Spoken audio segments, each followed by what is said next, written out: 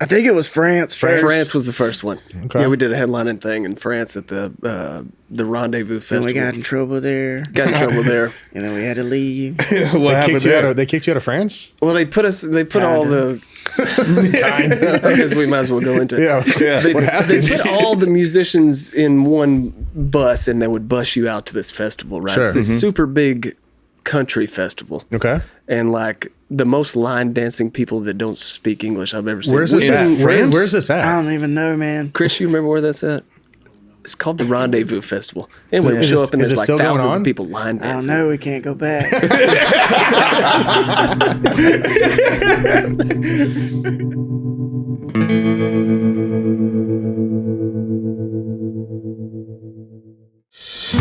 This podcast was brought to you by Outsider. Check us out at www.outsider.com. Outsider is an outdoor lifestyle brand owned and operated by me, retired Navy SEAL Sam Mackey, and my dear friend and former NFL quarterback Jay Cutler. At Outsider, we encourage everyone to get outside and enjoy all that life has to offer. Head over to outsider.com to check out our unique patent-pending drinkware. Outsider's drinkware can be customized with your personal or business logo. Go to outsider.com, upload your logo, and we will send you visual proofs and great wholesale pricing. And don't forget, get outside and enjoy all that life has to offer. Welcome back to the Take It Outside podcast, where we talk about all things outdoors and just getting outside in general where life happens. I'm your host, Sam Mackey, and as always, I have my co-host, Smokin' Jay Cutler. Today, we've got Cody Cannon and John Jeffers from Whiskey Myers. Their 7th album, Whomp Whack Thunder, dropped September 26th. The East Texas band blends Southern rock and country, and they've built it independently with over 4 billion streams, 9 RIAA certifications, and big TV syncs from Yellowstone, Landman to SEAL teams. And they were named the new bad boys of country music by Playboy magazine. Welcome, gents. I appreciate you guys coming on. Yeah, appreciate y'all having us. Absolutely. So, Whomp Whack Thunder. How'd you guys come up with that? Magic, man. I love magic. Yeah, like, usually we already have the name going into the record, or at least halfway through the process. Mm-hmm. And for this one, we didn't have one. We just had like a list of a bunch of them, which is different, for us at least. And then we were talking to the art team about like different names and kind of bouncing it off them. And I was just looking at a bunch of words, and those three like just kind of popped out. They weren't even next to each other, and I just said it. I don't even know why I said it. And then somebody, maybe you or someone, was like, "Yeah, I like that." All right. And I was like, "Really?" And then it kind of progressed from there. I was like, "Okay, that kind of makes sense." All the other ones were so well thought out. Yeah, it was like the only silly one that's like just whatever. It's like, just grabbing the record, and it was all this musician stuff. It's like a Whomp Whack Thunder's kind of like Dookie from Green Day or something. It sticks, and it makes people ask. I haven't thought about that. What is Whomp? What is that? What does that mean? Like everybody wants to know. So I thought it was a brilliant idea. I was like, hell yeah, dude. Dookie, what a good album. All right. Yeah. So when did you guys start Whiskey Myers? How did you guys come to fruition? Lack of options. Story of my life. Sometimes that's what you need. Severe lack of options. We all grew up together. Yeah, we knew each other. We're all from the same area. Kids playing ball. We all played ball together and stuff. And then, I don't know. I guess we just wanted to keep the party going. Like high school's over. We're not going to be doctors. How can we keep still having fun? And me and John had started playing. My grandfather on my mom's side was kind of like a wildcat. You didn't see him a lot. He's kind of come in and out, kind of like a biker and stuff. Yeah. And one time I told him when I was young, he played acoustic guitar. One time when I was at his house, and I was like, that's really cool. I'd like to maybe do that one day.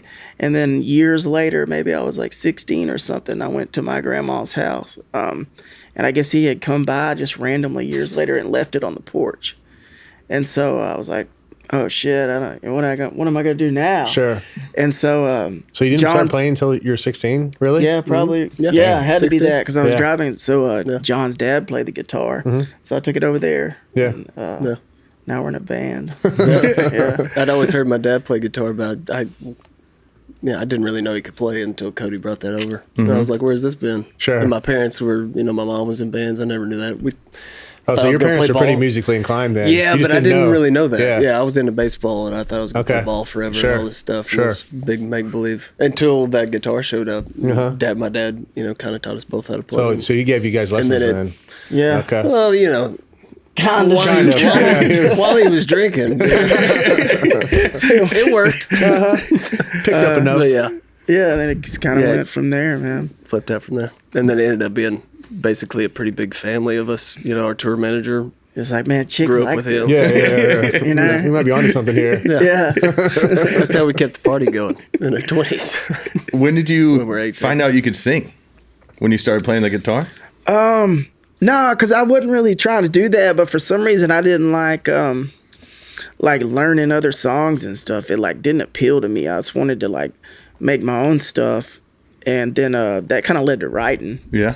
So weirdly, not very long, with no aspirations to really of being in a band. For some reason, I just one of the first things I did after playing the guitar was I need to write a song. Really? And so if you do that, then you kind of got to sing it. Yeah. And then it's weird like that. That's just kind of how it happened, very naturally and organically. Yeah. What were you guys listening to back then?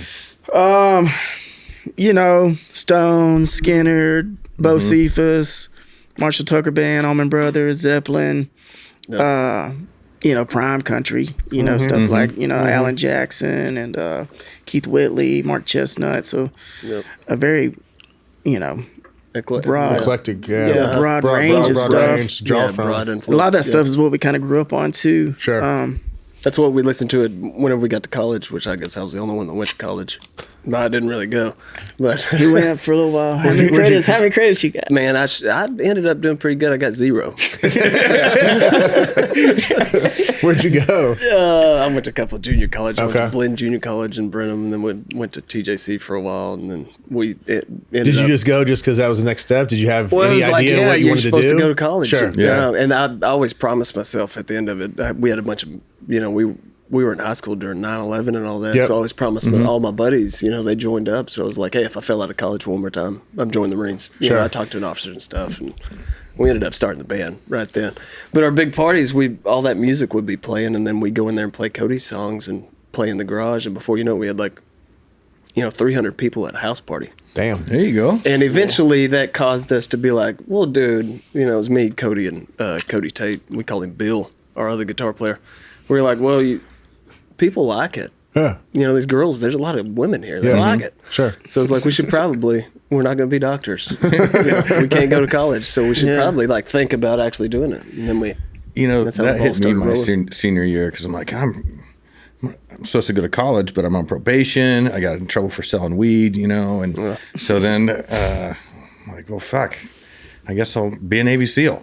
And it just kind of, or join the Navy and go try anyway. And, but yeah, it hit me right in the teeth about halfway through my senior year. I'm like, fuck, I'm supposed to go to college, and that is not in the cards. Everybody else got the plan figured out. Yeah. What the? I just thought I don't like to sit in the classroom, man. It just weirds me out. Same I've here. been like that. So, did writing come naturally to you? Is it a struggle or? I think it's always a struggle. I think it's you gotta slay the dragon, But yeah, it did. It was just in your head. It was I'll play guitar now. What I do, and it was I just started writing songs for some reason. So it does come naturally. Sure. It's a struggle to get to that point. I think where you're in the zone. Mm-hmm. But yeah, it always I guess it's what I was supposed to do. I got a question about songwriting, and I'm going to call it the two types of songs you guys have. I'm no musician or not in the music industry by any means, so don't take the two types of songs by offensive. But your story songs, ballads. Yeah. Or what's it? Broken Window Serenade. That's one of my favorite songs. Yeah. Do you write that a different way than you write, for example, Ballad of a Southern Man? No, I try to get out of the way and just be kind of a conduit. Okay. I don't think the songs come from me. I think they come from somewhere else. All right. So I'm just kind of trying to be there and be open to it. And if a song comes and it's good, maybe like Broken or something like that, or a song that sticks around, it comes so fast that you don't even have time to think. You're just kind of in the zone. Really? A lot of times I don't even know what's going on until after, And I operate best like that. Like if I start thinking and trying to put stuff together, the song usually sucks. It's just really just flow in the flow, like a flow state or something. If you can get to that, for me, it's just always better. So now that or something like a rock and roll thing, it's like the same thing. You just sit down and it comes out however it comes out. I bet it's the same way. And we always compare stuff to like sports and stuff. But once you get in the groove, whether you're playing football or baseball or whatever, it's like once you stop thinking, then get out of the way and just get out of the way. Let your body do it. Let your mind do it. It's just like it's something. Can't force it. Then all of a sudden you turn back and it's like, oh well, I just played a 2-hour show that was sold out for 10,000 people. What just happened? I barely remember what happened. It's the same. Oh, absolutely. Same thing. I get it. Yeah. Get in the zone and just. There's a book. What the hell is it? It's about tennis actually, but that's the premise of it. Is like know your body get out of the way. Sports like your body knows what to do. Like your body knows how to hit a tennis ball. As soon as you start thinking about it and just overthinking it, like I want to put it right there. That's when you mess up. Like just let your body do what it's supposed to do naturally. Your brain grip it and rip it. Exactly. Grip it, rip it. In the kill house, it's called the flow state. The flow state. Kill house. What's the kill house? Like CQB, or when they're doing runs. They'll set a house up, and these kill houses, the walls can move, the doors can move, so it's a different look every time you go in. And when you and your guys are just jiving, and then someone will talk and fuck it up. It's like just let it happen. Dude. Everyone knows their job. Everyone knows what to do. Just let those dogs eat and don't say a word. Yeah, don't jinx it. You're just trying to do less. Just letting it happen. Absolutely, it works better for me. So, Frogman. What year did you guys write that, and how did it come to fruition? I have no idea what year. It had to be like 15, probably 16, somewhere around in there. Which record? Was it Mud record? Is it on? I don't know. I don't know what record it's on. But one of the two. It's a good problem to have. That means you got a lot of them. Yeah. So I was writing with Rich Robinson from the Black Crowes. Yeah.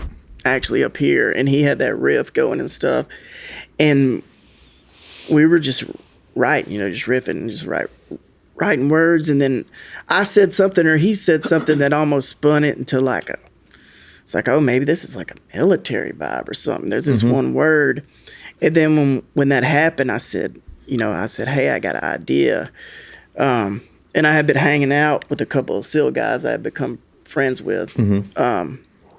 And I kind of was like, just hanging out. It's like those stories and stuff. It's like awe-inspiring, right? It's like, it's just a different world. They're different cats. So I can just sit around. I was sit around and just listen to y'all tell some people stories. can't handle it. Some people can't handle it. Run hard. This is awesome. And so I was fresh off of that, and I was like, well, if it is a military thing, I was like, I think I have an idea. And so I text Pete and Rob, who the song's about. And he's like, is this okay? I was like, I want to be like respectful, do anything. And they were like, hell yeah.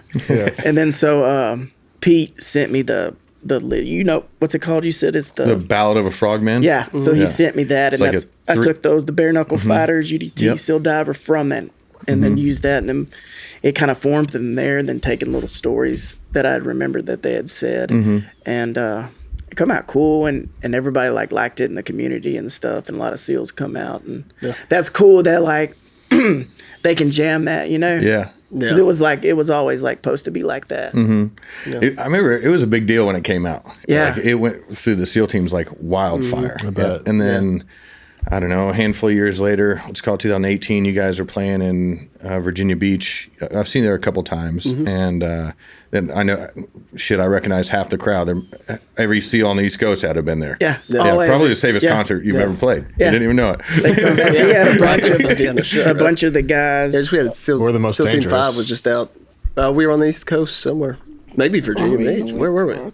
We're on the West Coast. Yeah, 5 is San Diego. We just did the East and the West Coast. So, I don't know which one. Yeah, and when we get to see all 5, that, San and that's Diego. cool, and it's right. like really anybody in the military, they could listen to that song and relate, and it got them fired up, which is cool that you can do that, For sure. The Ballad of a Frog. Have you heard the Ballad of a Frogman? Yeah, I know. Yeah, so that's what that's from. He sent me that, and then we kind of started Badass. taking little things and weaving it back into that song. What's your favorite song you guys ever written? That was pretty special to me because of that. Yeah, because of the connection it had and stuff. But other than that, I don't personally have a favorite, just because it's like it's just all part of your whole like work of art. You know what I mean? There's not like a favorite thing. It's like this has all been our career, so it's kind of like one work of art. How I view it. That makes sense. Yeah, for sure. So you guys are doing house parties. You're at JUCO. Like, what was the next step? What was the progression here? Thanks for bringing us home. We need a bass player and a drummer. Okay. Yep. Yeah. And so Jeff is from the same area that we're from. And he's the only person that we knew that played drums. So we got a hold of him. School. And then Gary Brown, our original bass player, was my cousin. And he didn't know how to play the bass at all, but he knew how to play the guitar a little bit. Okay. So we were like, you want to play the bass? And he was like, I'll try it. Figured out. Yeah. He was a college graduate. He went to A&M. Oh, okay. You know, what was his degree in finance or something? He's a smart guy. So we took him with us for 10 years. Yeah. Gary's with us. He gave us a 2-year notice. He was like, hey, I'm going to have a baby in 2 years. Okay. And whenever I have a baby, I'm gone. Yeah. And in 2 years, he had a baby. He Gosh. rolled out. Yeah. So did you guys just start doing bars in Texas? Yeah, Yeah, so we like went Yeah. around. We're like, what do we got to do now? And I'm like, well, we got to make a demo. You got to make a demo. So no, we went to bars and they're like, well, you can't play here unless you have a demo. Okay. And so We then were like, what's a demo? What's a demo? Where do I do that? What do you got to do? So we made a demo, like a 3-song demo, and then we went around to all these bars, and these are like just like shitholes, like Did you guys record it? Where did you record the demo at? in Tyler, Texas. Rosewood. Okay. Rosewood Studios. And we did the demo, and then we went back to these same places that like held like 50 people. Sure. And like they are like, nah, like they wouldn't even listen to it. And we did that. We went to every bar in East Texas, and like every one of them turned us down. And then we went to this last place called Gators out in Gun Barrel City. Gators. I think it was Gun Chris, Barrel our tour City? managers. I did. We went out there and we sat down, and the dude just like put the demo on, and he was like, in front of the whole bar. Oh, yeah. Just to really? see the reaction of people. and he was like, cool, I like this. Y'all want to play a show? And we're like, yeah. And he was like, all right, this weekend. Oh, sure. You know? Yeah. We're like, Oh, okay. Yeah. And then we opened up for this cat named Roger Krager. Playing for free? No, we were supposed to get paid, and then we played the show, Yeah. and he was like, and we brought out a bunch of people, and he was like, that's great, guys, y'all owe me like $500 for like bar tab. And so we played, and then we had to pay him. Owed him And money. then we did that like 3 weeks in a row, and then every time we owed him money Yeah, for it our was bar like, tab It's been after. working We brought out. a lot of people though.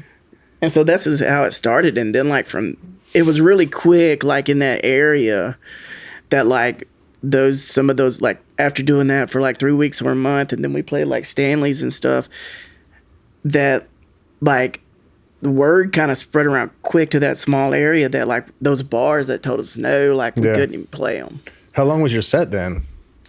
I don't know. It was mostly covers. We had Okay. like 3 originals. Sure. And, Yeah, not too much. Yeah. Until we got to a We didn't know record. what like monitors were or anything. We didn't know anything. Yeah, just man. winging it. No, Yeah. we Yeah. didn't know. We just went up there and tried to rock. Yeah. And then Yeah. from there, me and John started booking us on MySpace. Oh, all right. MySpace. Yeah. Tom ran a hell of a program. I forgot about MySpace, man. Dude, I remember clicking through MySpace and be like, add friend, add friend, add friend. We finally ended up getting a manager, and he's like, you got to go to MySpace and add friends. Really? Sit on that bitch for like Picked my wife up on hours. MySpace. Yeah. There you go. No big deal. Yeah, but it was all organic, man. The whole thing. Sure. We didn't know anything about what Who we was were the doing. Who was the first manager? Bruce Bruce, Kalmick. he's still our manager. still a manager He's there? still Manager the same there. company. That's awesome. But He was based out of How'd you Austin. guys get wrapped up with him?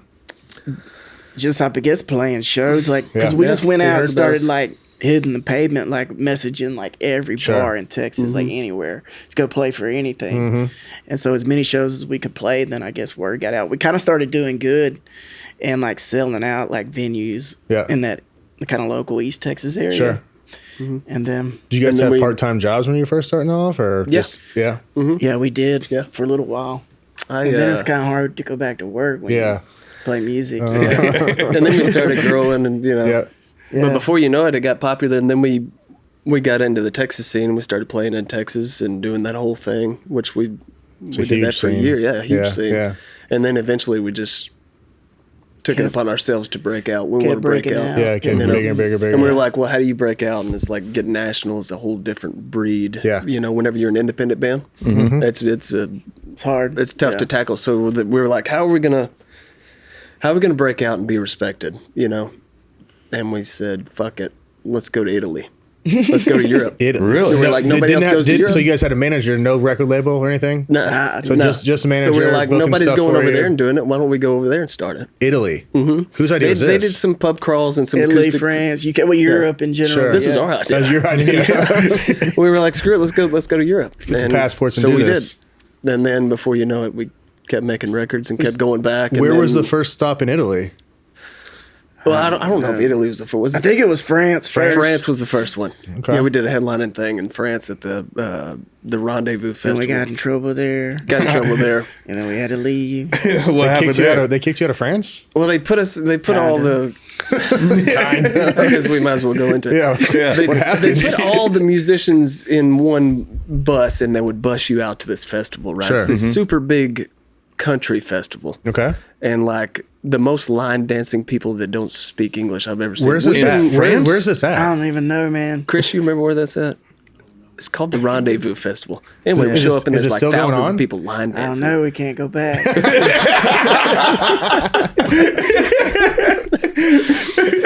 So they put all these musicians and they bus us in and they bus us out. Well, we didn't know on the way out, after we'd been there for like 12 hours, you know, drinking hot beer, drunk, as piss, that there was all these children on the front of the bus. Oh, they loaded up all the musicians on the back. I don't know if they were children. Were they children? They were younger. No, they were like 6, 7, 8. No, I think they classified. I don't know. Maybe they weren't that young. Hopefully not. But, you know, we got a little wild and reckless. And then before you know it, we didn't know that people were up there at the front. We thought it was just musicians. So we started streaking. I was one of them. So we streaked to the front of the bus, and that was a problem. That's frowned upon in France. That was frowned upon. Dude, they got real mad. Yeah. I still have video of that, too. Somebody does. Of us coming to the back. And then they pulled over, and then they said they was going to take us to jail and stuff. Really? Yeah, I didn't do it, so it wasn't me. I remember our manager calling me the next morning and was like, you got to go apologize. I said, I didn't do that shit. You got to tell John to go apologize. I ain't apologizing for nothing. And it was cool, man. We just moved on to a different country and started playing there. Yeah. But, you know, it was kind of our mentality, I guess maybe East Texas. When you're young, you know. Oh, yeah. Young, dumb. Oh, yeah. You know, ruthless. And we're just like rabid, just saying, you know, we're going to break out of this. We're going to do something. Yeah. Mm-hmm. You know, or go broke trying, which we did. And then we did the Europe thing for a while, and it like helped you, I guess, in America because more people will book you because you look like international. You know, you look bigger than you are. Did you guys plan that a little bit? That was kind of the idea, perception management to be bigger. Yeah. Plan that, and it helped, and so it helped us get out of kind of like Texas and Oklahoma and Kansas and Arkansas and stuff, and go up, you know. How long were you guys in Europe? We did a few tours for years, a few years. Really? We didn't stay over there for years. Sure, Yeah, we would do like 4 tours. Sure. We did 4 tours in a year, then we would do like 2 or 3 a year. Mm-hmm. Yeah, and then we started getting a lot bigger here, and so we stayed over here more. Well, it's a fun way to see the world. Yeah. Oh, for sure. Yeah. So a lot of stuff. Fun. You were all over Europe. Yeah, I've been almost, I'm saying, everywhere in Europe, but a lot of places for sure. I went to Rock am Park. It's a big music festival in Germany. I don't know how long it's been going, but I went in like 2005. I think Metallica and Alice in Chains were like the 2 headliners. Yeah. But right after Alice in Chains got that they're a new singer, right? But that was a huge like 3-day music festival, and it was like their Woodstock.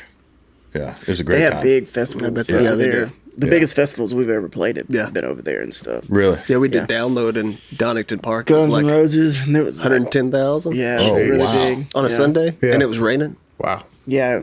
That's legit. Mm-hmm. Yeah, it was a cool one. Dang. That's the biggest. I think that's the biggest show. Yeah, we've ever probably. Done. Yeah.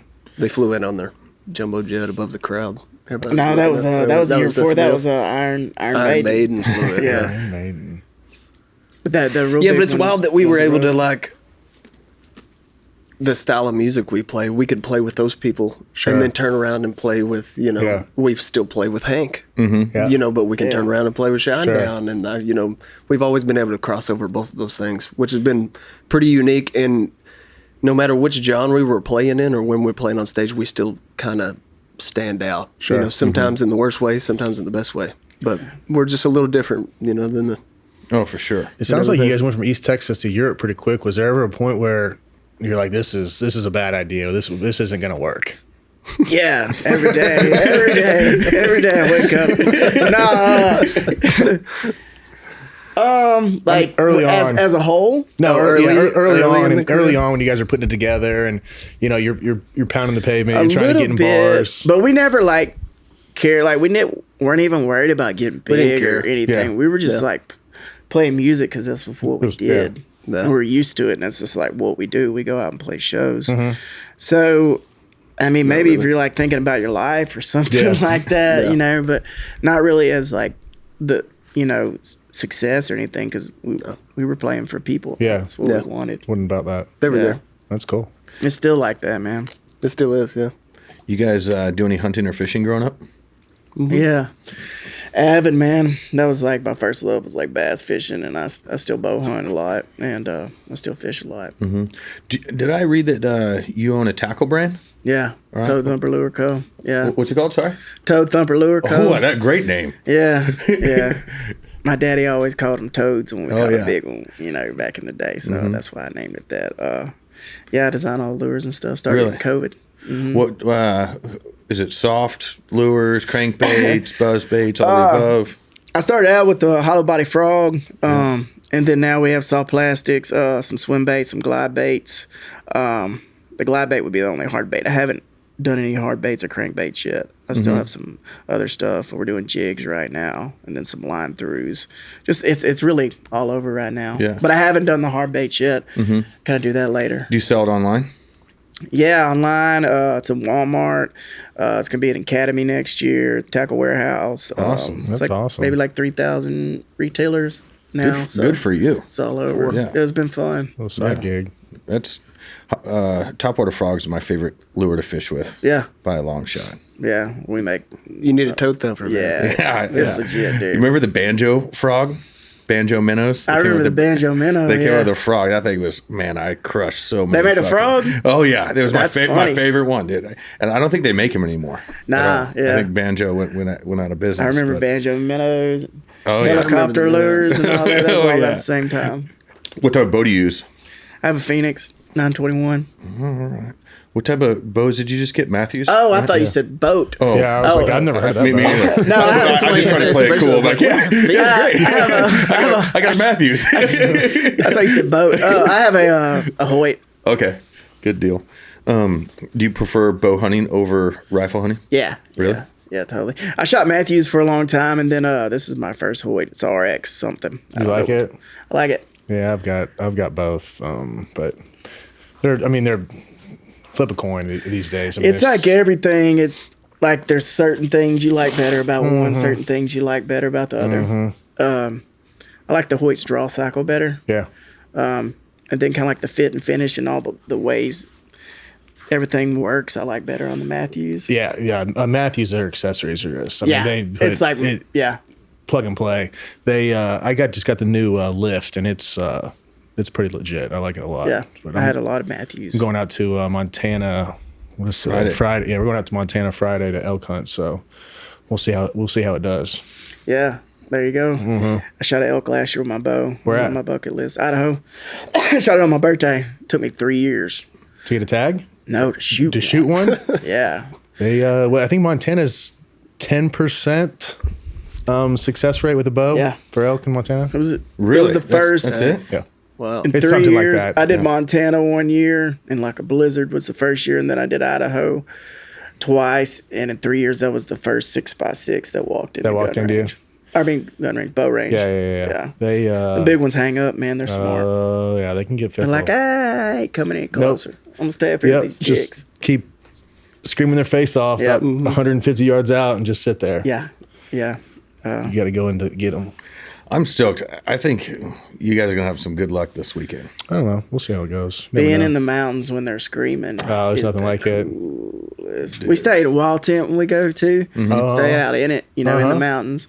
And you're just like laying in bed at night. You can just hear them bugling like, all over. It's rad, man. Oh, that's the best. How far away was he when you shot him? About 45. There you go. Yep. Double lunged him. He only ran like 40 yards. Really? Yeah, perfect. That's Must awesome. not hit like it. It must have went right between the ribs because it was like complete pass Went through. through. Yeah, and everything. rare. What type of broadheads were you using? Slick tricks. All right. Slick tricks. That's all I've ever Is shot. that fixed? Or, okay. Yeah, I always shoot fixed. Really? Mm-hmm. I'm gonna look those up. Slick trick, you said, huh? Yeah, never let me down, man. I've killed a lot of things with them slick tricks, dude. Chris knows. I turned him on to them. They shoot like field points. Really? Yeah, and so there's nothing to break. Like a mechanical, it can mess up. And so these. They say 2% of mechanicals don't open. Really? That's the number. So 22 or 2%. 2. Yeah. 2. I've never shot mechanicals. I shoot fixed too. Yeah. But I know. I mean, a lot of people love them. Yeah. I mean, they're a big deal, but it just seems safe. Yeah. I don't. I've always rolled fixed. Got a big 6x6 coming in. I'm not gonna that 2%. I'm taking it off the table there. Yeah. You guys had pretty good luck this weekend. How many deer you get down this weekend? Kentucky? Yeah. Only 2. That one Jackson shot. Yeah, we at Kentucky Open, so we went up there. We had a farm up there, and my 11-year-old son, killed one with a crossbow, and then one of my buddies killed a nice 8-point with a bow. That's cool. Is that the one where they're still in velvet? Oh yeah. Yeah, that's cool. We just lost one. Just gonna make you sick. My neighbor just killed him last night, but he was on us all summer. 5 days before the season opens, he bounced. Which one was it? Halo.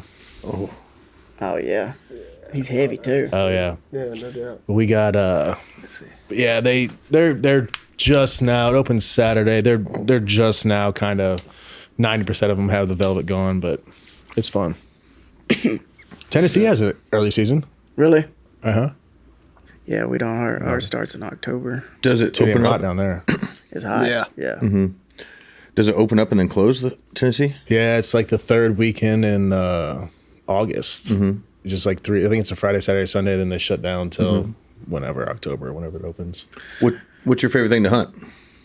I mean, I grew up hunting whitetail and then ducks and stuff like that. The elk, though, is like the elk with a bow in the mountains is different. I mean, it's just very different. Yeah. It's just like, it's up here and everything else is down here. It almost doesn't feel real, It's crazy. right? Yeah, it's so cool. When they come down, man, I had a giant one come down and he hung up about 120 yards. He's probably 330, and just come down, just thrashing everything and hollering and It's amazing that they It's can work their way through the timber like that with the antlers on them. But then they're so athletic, man. You can if you bust them, they'll just like climb the whole mountain. They'll take you like half a day and like Gone. 10 minutes. And they They're just go gone. to the other side. It's brutal. Yeah, they're just a cool animal. There's nothing like it. So I say, whitetail or ducks is just what I grew up on. turkey hunt? So we don't have turkeys in East Texas anymore. Really? We're trying to get them back. Yeah, the property I have is part of a co-op, and they'll start stocking there. But it was like a long time ago, maybe like turned like the 19th century or something, or 1920s or something, that they were gone from East Texas. I did not know that. So I didn't, because I just didn't grow up, Sure. with them in the area. It's like a small, I equate it to, it's like elk hunting. They're You hear them coming in, yeah. You're talking to them. Yeah. It's a little bit of a game, but I mean, it's obviously a bird, so it's not even close to as fun. But it's turkey hunting's similar to elk hunting for me. Just elk hunting's on steroids. So It's cool. I'm gonna go. I think next though, I don't have a lot of time. I think I'm gonna do Alaska, do a moose. Are you? I think I'm gonna do that. Yukon? Coming up, yeah. I've done 2 moose hunts, haven't been successful, but they say if you want to do it, it's like go to Alaska and do the Yukon, because your chances are through the roof of getting one. I would love to do that. Moose hunt? Yeah. Yeah. I mean, I've seen them up close, and they're massive, massive animals. I think I would pick a brown bear or grizzly over a moose, though. Oh, man. Yeah. Yeah, that's probably. I really like bear hunting. I don't know why. Yeah. Have you shot a grizzly? No. I would love to, though. Yeah. When you shoot with a bow or a gun? I don't Either care. one? Have you seen one? I don't have the No, I haven't. huevos. Person? No, I haven't. I don't have the huevos to shoot a grizzly with a bow. Yeah. Oh, God. I don't have Yeah, a big dude. gun. Yeah, I would do it with a bow. Like if you were there with a gun to back me up, Sure. you know, Yeah, or okay. something like that. Yeah. yeah, Yeah, there you just, go. just have a buddy with a large caliber, Trustworthy. just in case buddy he that gets can real shoot. western. You know what I mean? You ever see them old videos of Fred Bear shooting them grizzlies with the recurve? Yes, like I pops have. out behind the rock and Uh-huh. stuff. Yeah. That one when he's on his hind legs standing Yeah. up and Yeah. he smokes him right in the chest. Yeah, that's brutal. But yeah, I just love bear hunting. It's I mean, I haven't done it. Yeah, Chris has done it. Tour manager. where'd he shoot at? He almost killed one. We got into an argument the other day on the bus. He's like, I killed bear. It's like, when? I was like, dude, I've known you my whole life. When have you killed a bear? It's like, well, I almost did. I was like, well, when did you almost kill a bear? He's like, well, I pulled up, checked the game camera, he was on it. I was like, okay. If I was there, he would have been dead. yeah, chalk it up. I was almost I'm with there. you, Chris. All right, we'll mark that down as a They seen a black bear in Palestine, where we're from. Which they're not there. They lived there, you know, back in probably the 1800s and stuff. I have an old book that has pictures of them killing them in it. But they were tracking it. It come from Louisiana. I guess they reintroduced them over there. They reintroduced because they're them. native there. In You know, Oklahoma. and they had a lot of pictures on on game camera. I know the guy, and they had tracked it to come all the way from Louisiana into East kidding. Texas. Like a young male. definitely Now he's do that. turning around. You hear about them around like south of here every once in a while, coming over from Knoxville and stuff. Yeah. But I've never seen them. You hear about mountain lions here too, but We had Yeah, mountain I've never lions. seen. Do you? But- I've been in but the woods a lot. I've never seen. I've I've never seen one. I saw one whenever I was younger with my parents around Mont Alba area. Was it a big one?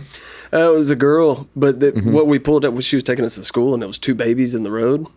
And so we stopped, and then Mama came out and stopped in the middle of the road. The two babies crossed, and then she crossed. So it was pretty cool. My dad always talked about them, though. Whenever he was hunting, he always talked about seeing them. I never saw any. I could hear them at nighttime sometimes. Sure. But What do they sound like? it's like bloody murder. who? A cat? Yeah. Oh, it's the, Oh, dude, it's the it's wicked. eeriest. It's the eeriest thing you've It'll ever make the heard. hair on the back of your yeah. neck stand Really? up. It's Me wild. and dude. Samantha were walking on the Montana ranch, and it's hard to even describe the sound, but like this Yeah. screeching, eerie sound. I mean, like you said, like it'll make your hair stand up on. You know, Yeah, you're you should, like, got put, like you should put cats your up there. headphones yeah, in we and got a like bunch. And it's YouTube the sound or something. Yeah. Then really hear it. It's wild. and everything goes silent. Oh, I bet. Just it's like Yeah, even oh, the shit. crickets, the insects shut Oh, up. everything's quiet. But I was telling you when I was out there this summer at your place, I saw more mule deer than I've ever seen. Yeah, we started running dogs in the winter, and Yeah. they killed 2 last year. I think 2 the year before, and I mean the mule deer population is just through the roof now. Because they're killing something once a week for the most part, a deer Feasting. or a baby elk or something once a week. Really? And then they reintroduced wolves out there because they're idiots. And, They're doing that all over. They're gonna release them. They're gonna release them in Nashville. Yeah, dude. Let's do some real dumb shit and put some wolves out here. And so they're saying that the mountain lions, because the wolves will track the mountain lions and just try to take their take the meat. So they're killing mountain lions are killing stuff, leaving it for the wolves, and then going and killing again. Wow. But I don't know. It is what it is. I heard wolves.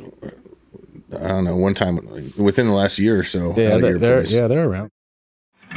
This episode is brought to you by Alpine Optics. If you spend time in the outdoors, whether you're hunting, hiking, bird watching, or just taking in the view, good optics could make all the difference. Alpine builds binoculars and scopes that are clear, dependable, and made to handle real use in the field. Their image stabilizing binoculars are a favorite of mine. Even if you're glassing offhand or on the move, the view stays steady and sharp. It makes long sessions easier on your eyes and helps you watch things you'd otherwise miss. Whether you're spotting game or you just want to see the world a little clearer, Alpine's gear is built to bring the outdoors into focus. Check them out at alpineoptics.com. Whether you're trekking in the backcountry, bird hunting, or just chasing squirrels in the backyard, your dog needs fuel that can keep up with the adventure. And that's where Montana Dog Food comes in. Born in the heart of Big Sky Country, this isn't just dog food. It's adventure-grade nutrition. Crafted with responsibly sourced ingredients from the Western U.S. and freeze-dried to lock in every ounce of goodness, Montana Dog Food Company delivers clean, powerful fuel for your pup's wild side. No shortcuts, no synthetic junk, just premium, nutrition-packed meals and treats designed to support strong muscles, healthy joints, and endless energy, whether you're trekking trails or snuggling by the fire. So give your dog the food that fuels their adventurous spirit. Go to montanadogfoodco.com and feed your dog the best.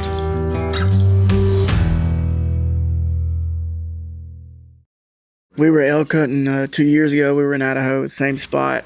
And I didn't see it, but the guy did. But we were walking. We were through some thick stuff. And I heard like a branch break. And he turned around, and there was a wolf right behind us. And then when we come back, and it scattered off. Sure. And it kind of made me be like, oh, I'm glad there's no grizzlies here. Because it was like 15 feet from us. Oh, grizzlies. But we come back down the mountain, and we seen his tracks, and it thought we were a cow elk. Yep. But because we were blowing that call all the way up, but it had tracked us all the way up the mountain. Oh, yeah. All Really? the way up the road and stuff, yeah. And then it seemed, we were humans, and it deuced out. But I've never seen a wolf before in real life either. I haven't either. Yeah, I have. Where In Canada. Really? Have you guys seen one in real life? now the two people behind me seen it, and I just kind of seen the blur. Yeah. Because I was at the front. Yeah. So they seen it really good, and then I just kind of seen the ass end go away. And that's it. I haven't seen a wolf. When me and Cody went up to Canada, I didn't see a moose or a wolf on the entire hunt, but the drive out saw all kinds of moose and all kinds of wolves. Yeah. So that's how it goes. So you guys did the Europe thing. Yeah. And I mean, were record companies coming at you then when you got back, or what was the next step after that? Yeah, a little bit, but we never Didn't want to? No, we never wanted to ever sign a record deal. We always wanted to be an independent band. Kind of control yourself. Yeah. And so we never pursued that. But that that's happened a little bit in the past. But we're just like, hey, thank you, but we're not interested. Yeah. So we come back over and we just do our thing, man. And it keeps getting bigger and bigger, and then the Yellowstone thing happened. Sure. How'd that come about? Taylor's called me on the phone. I guess he got my number. That's literally. We actually just got home from Europe. Wanted that. We had done. Yeah. We wanted the song, and then I guess maybe us, and he called management. This is before it was ever a thing. Before it was a show. Before it even started. Yeah. And they're like, we'll call Cody. And he called me on the phone, and I didn't know who he was or anything. Sure. He kind of gave me the premise of it and stuff. And we were like, that's cool. But we were like, it was funny because I remember we didn't think of it from like an opportunity standpoint or anything. We were just at first, we were getting home from hey, Europe. if we do this, I think we might get to meet Kevin Costner. That's the reason why we did it. So I know, it's like, we were like, maybe we'll get to meet Kevin Costner. That was the whole reason we even did it. He wasn't even there. But it turned into such a huge thing. Like the numbers were growing, and then it really exploded after that because like being an independent band, never going after radio and stuff like that, we didn't have a platform to give you so much mass exposure where millions and millions of people seen you at one time. Sure. And so like that episode come out, like we woke up like the next day, and then like the albums were like 1, 2, and 3 or something. And then some of them were like old albums. Like one of the albums was like 10 years old. Yeah. And it's like 1, 2, and 3 on Making it the charts. I don't know, Billboard or Spotify or whatever it's called. Just overnight, Yeah. And so then it kind of took off from there. Yeah. We were already kicking ass and selling out everywhere, all over the states. We were doing good. But it's just that animal. mass exposure. Yeah, it's just opened us to a broader audience that you'd never even heard of you. It was like immediately like doubling of stuff and tripling of stuff, Did you ask him how he heard of you guys, or? He's originally from Texas, so I think he kind of knew. Yeah, for a while. Sure. And he's done a lot of stuff, Texas artists in his like music and his stuff. So I think he just kind of knew about it for a while. And but yeah, he was super We didn't cool. want to do it either because we were tired from that European run. We were like, man, fuck that. Yeah. Let's go home. Like, dude. we're sleepy. It's like, what is Yellowstone? We don't want anything to do with that. And it's like, well, Kevin Costner's going to be in it. And then it was like, well, we could meet Kevin Costner. So we're like, we'll fly to Utah and do it. Yeah, and we did it, and it was a really cool experience. call. Everybody was super cool to us, and yeah. Worked out well. Did you know like what episode it was going to be in or anything like that ahead of time? I don't think so. Not ahead of time. All I knew is like the premise. Like he told me like the idea of the show, and I was like, you know, it like sounded like pretty cool idea. And so that's kind of all we knew. Yeah, and Kevin Costner was going to be in it. Yeah, well, we knew it was like Kevin Costner thing, it. and it was based on this, and you know, and then we just went up there and did it. Yeah. That's pretty epic. Whenever we flew back into Tyler, too, my freaking truck was on jacks. Yeah. On a Sunday. It was on blocks. So someone stole your tires? Out of the place we parked at the storage building. That's where we parked the buses and everything. Yeah, I flew back in on a Sunday. I was like, somebody what stole the all his hell? wheels and tires. I was like, how am I supposed to get like 2.5 hours home from here on a Sunday? I was like, there's no tire shops. Yeah. Dude, the insurance company thought I stole my own tires, too, the whole time. They called me for like 2 years. Oh, really? Thinking like the detective was chasing me down like I was insurance fraud. I stole my own tires. I was like, dude, I promise. I was gone for like 40 days. Yeah. I promise I don't want these tires. How'd you get home? I just wanted to get home. My father-in-law found a guy to come get me. He brought me some tires. You know, that same detective called me like probably a year ago and asked me if I wanted the one jack that they used to jack up my truck. He's like, I just want to let you know this is your jack. Like, I don't even have that. Yeah, truck the other no 3 more. were blocks. I was like, dude, it's not my jack. I don't want the jack. He closed the investigation. Didn't need the evidence Please leave anymore. me alone. He was like, "Do you want your jack back?" Yeah, you want your jack? It's like, that's Not my jack, You're bud. still chasing me, aren't you? Still trying to get me. I'm going to get that tire thief. Yeah. What do you dip? Copenhagen. There you go. See, Yeah. You're still going strong. I know.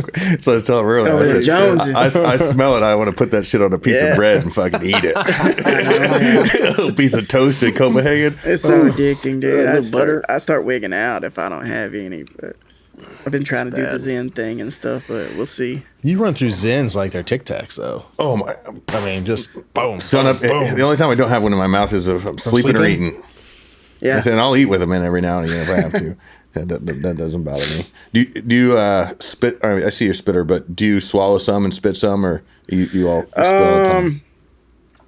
I usually try to spit it out. I don't get sick or nothing if I had to swallow any. But I mean, I got a spit cup. You know what I'm saying? I don't think I would just put one in and go walk around at Walmart or something. You know, without it in. So I got to where I wasn't spitting all that much, and that's where I'm like, You're just drinking that shit? yeah, just nah, I don't sleeping do down? all Yeah, that. I got a buddy that just claims he can separate the good spit from the bad spit. I'm like, dude, you lie to your friends, I'll lie to mine. Let's not lie to each other. You're swallowing the shit. You know? Yeah. I'd say the grossest thing I've done is on deployment. You have to walk. Sometimes you have to walk a long way to the bathroom. So you have all your piss bottles next to your bed, you know, and you're supposed to throw them out the next morning. Sometimes you forget. And I forgot a good handful of days in a row. And then I throw a dip in and I lay down and I think I was going to listen to a book on tape and try to fall asleep. And I realized I didn't have a spitter, so I ended up spitting in one of my piss bottles. Hell yeah. Well, at least it was your piss bottle. Yeah, that's what I thought. Oh, yeah, it's not that bad. I just got to try not to get it on my lips, you know? It's sterile. I thought you said unemployment. You said on deployment. I was trying to rationalize that sentence. Unemployment, you got to walk a long ways to go pee. I was like, He's in a halfway house. how long were you unemployed for? No, deployment. Where were you living at? Yeah. I can't do it. My dad dipped for a long time when I was a little kid, and he left his cans around all the time. So I mean, I drank so much dip spit. Yeah. Oh yeah, It's awful. that's fun. That screwed me over. Yeah, I want to quit because I got kids, and Yeah, that's me like too. I don't know want them- they're gonna dip snuff. to dip. Because I dip snuff because his daddy dips snuff. He Oh, dips yeah. snuff because Oh, his daddy. yeah. You know what I mean? Oh, yeah. So I want to quit. So that's why I've been trying to do the. How old are your kids? 4.5, 3, and 1. Oh, you're in it. All right. Yeah, I got- all up in it. 5, 7, and 9 Yeah, are mine. Boys or girls? Pretty fun. I got two. The two oldest are boys, and then I have a girl. 1-year-old's my daughter. Yeah. Girls will make you softer and baby shit, man. Yeah, she's cool. It's different. It's like completely different. Like a boy and a girl, like even at a young age, like they are completely different. Oh, so yeah. boys are kind of like animals. Oh, yeah. I have 3 girls, so Yeah. my house is pretty chill for the most part. But She's like a little human. You know, it's like, oh, she's a baby, but she's a human. Yeah. The boys are I'm not sure. You kind of got to make them humans. Like when they're born, at least mine, it's like, oh, it's not they're crazy. Yeah, they're little savages. Yeah, I've got boy, girl, and they're 13, 11, and 9 now. And the boys, they don't get better. They don't get smarter for a while. They're still pretty. They do a lot of dumb stuff. I just had a baby. I got like a 3-month-old. Oh, really? Really? Congratulations. Months. First one? Second one. Second one? I don't know. 2 boys. Man, 4 and 3 months. You're just out of baby hell week with that. Yeah. Mm-hmm. We're having fun with. Oh yeah, just fresh out of. Yeah, that week you come from the hospital is brutal. Bad. Yeah. We were on the road during that too, and we were going early. Had to do the IVF route, so we had to cancel around a bunch of stuff. But it worked out good. That's awesome. You can have another one. Me? Yeah. Nah, I ain't gonna have another. You got your boys and your girl. You're good to go. Yeah.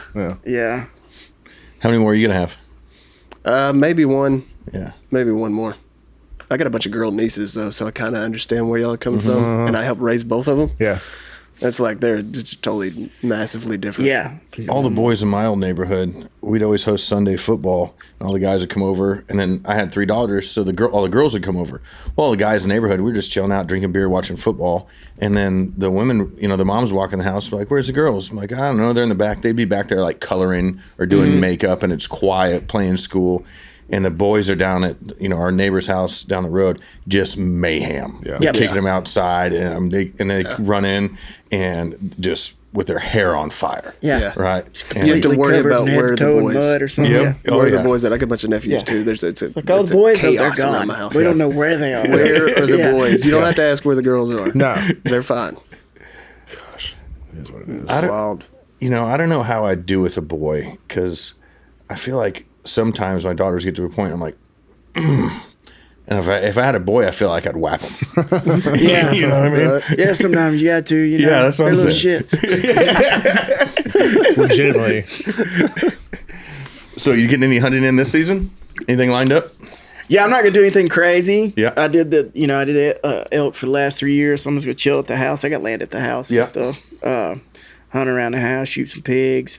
I got a couple big deer. I don't know if I'll shoot them or let my dad and stepdad shoot them. Duck hunt a little bit around the house, and then I might do an axis or something in South Texas. There you go. Just to eat it. Yep. But I don't know, man. I still got a lot of meat. I had 2 deer and elk and an elk in the freezer, and that takes a while for my family to eat. So I still have. It depends how much meat I eat too. In the next few months. We crushed that elk that I shot last summer already, so I need another one. So hopefully I get lucky in Arizona.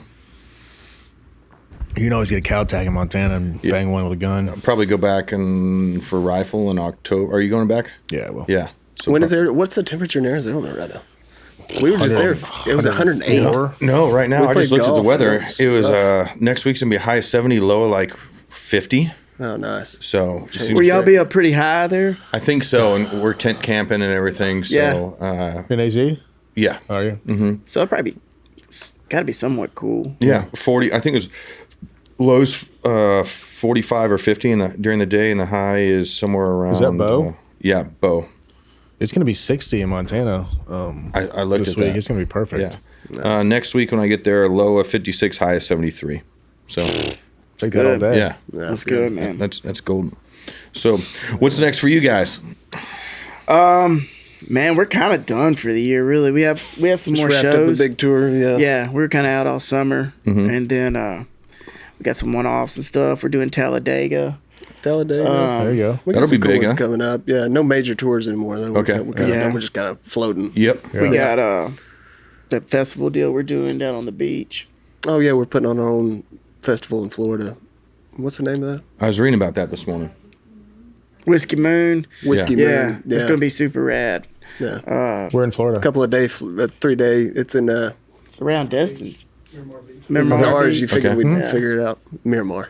Yeah. We just show up. Yeah. We're putting on the whole thing. It's like, where the fuck is We that? know stuff, but we don't know everything. Yeah. You don't need the details. Just tell me With what that, it is. It'll be a cool thing. It's that's like, kind of it, man. you don't have to waiting lines for beer or for drinks or whatever. It's kind of a really relaxed one. Multiple day festival. So I it's a like pretty that. cool one. Yeah. For sure. You got your own waiters and stuff, so Yeah. it'll be an interesting one to see. Do you ever hog hunt with knives and dogs? Have you done that yet? I did when I was young. When I was a kid. Yeah. I did it with Not my anymore. grandpa's son. Really? Yeah.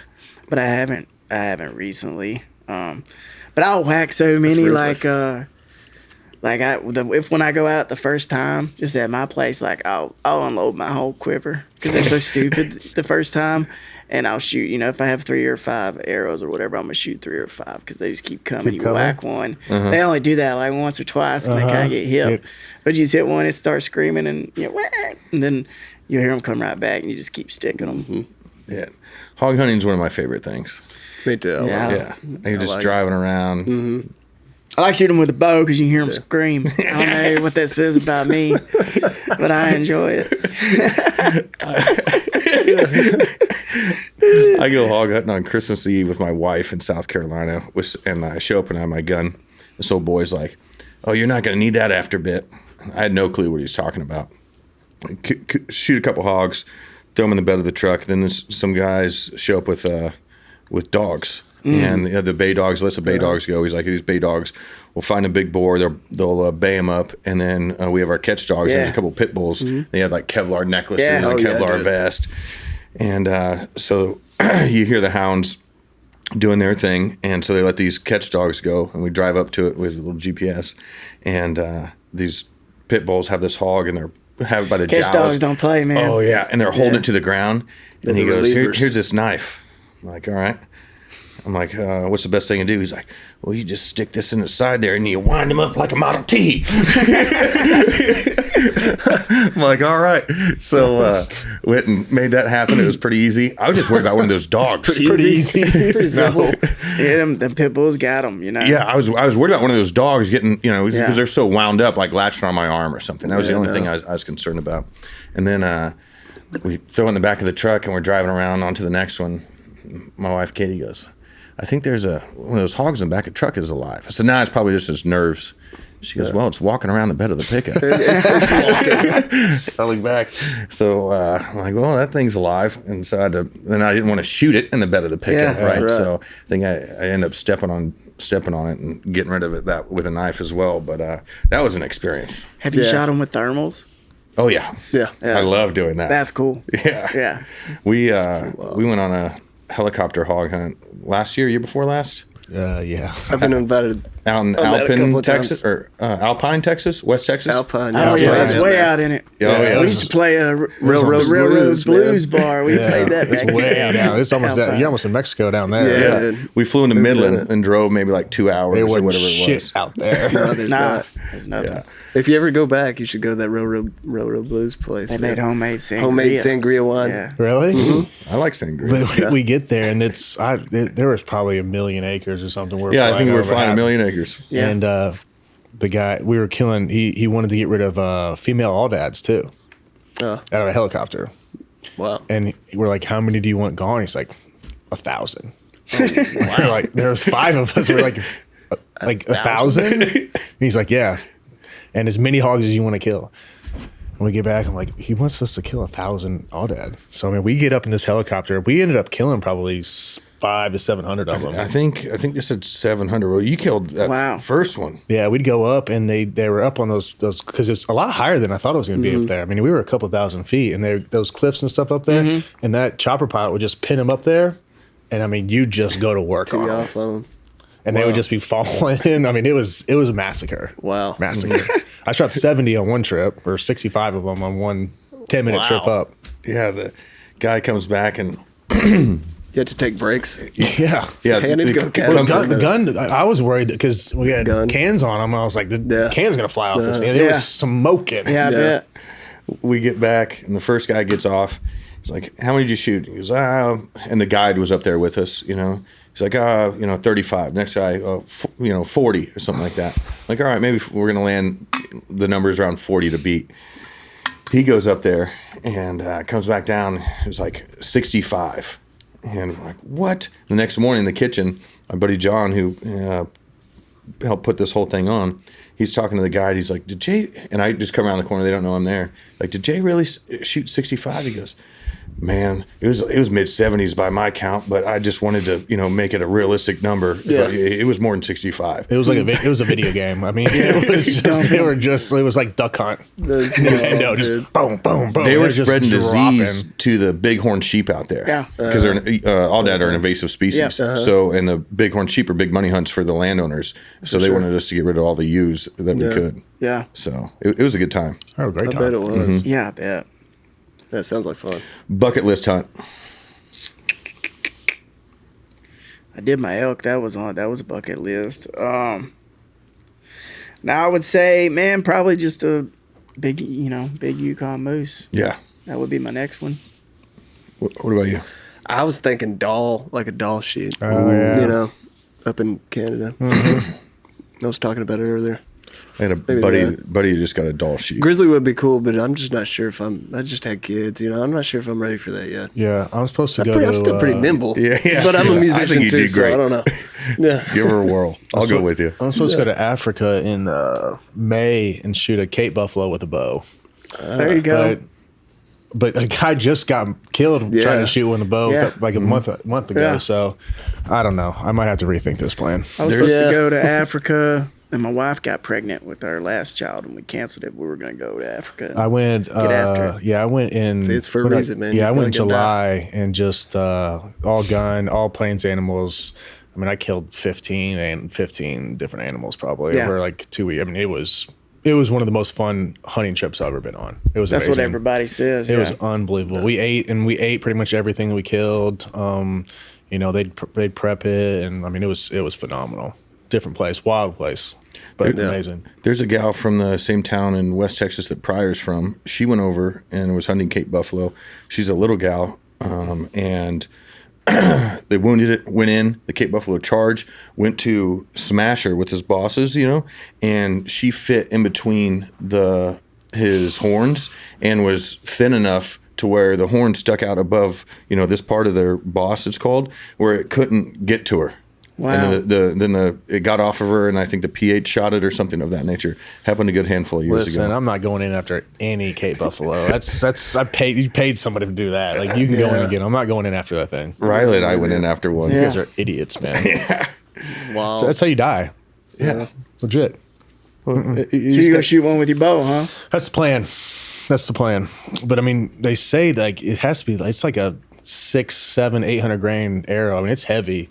But they're, that heavy, like they're saying like 20, 30, like 35 yards is kind of your max. Like you're in it. Yeah. He's not far away. Mm-hmm. Yeah. So What's the technique? Is spot and stock? I don't know. I mean, they don't, it's not like they really run away. I mean, they kind of like the big ones just, they see you and they get pissed. Like they wake up angry. So Be live in that. It's like a fence post. Yeah. Yeah. if it's too hairy, I'm gonna be like, just give me the gun. I'm not. This is nah. Maybe I'll go and help you make some bad decisions. Yeah, I don't need help with that. Well, shit, guys, I appreciate you coming on. Thank y'all for having us. Yeah, I'm really interested in Toad Thumper too. Yeah, I send you some stuff, man. Yeah, I'd love to We'll make maybe super sell that rad stuff on our stuff. website too and everything for you. Yeah. Yeah, I'd love to do that. So next, you got your album dropping on the 26th. Whomp Whack Thunder. Yes, sir. And you're going to tour next year? Yeah, we'll be on tour next year. Probably starting like late spring, early summer, something like that. All right. Cool. Well, tell everyone where they can find you. Spotify. Dude, all the things. Yeah, just Google it. Just go to Whiskey Myers, man. Yeah. All the music pop up. things, everywhere you can find it, it's there. Download it September 26th. Whiskey Myers. We got Whomp Whack Thunder. Appreciate it, boys. Thank you, Appreciate guys. y'all. Appreciate you Thanks, guys.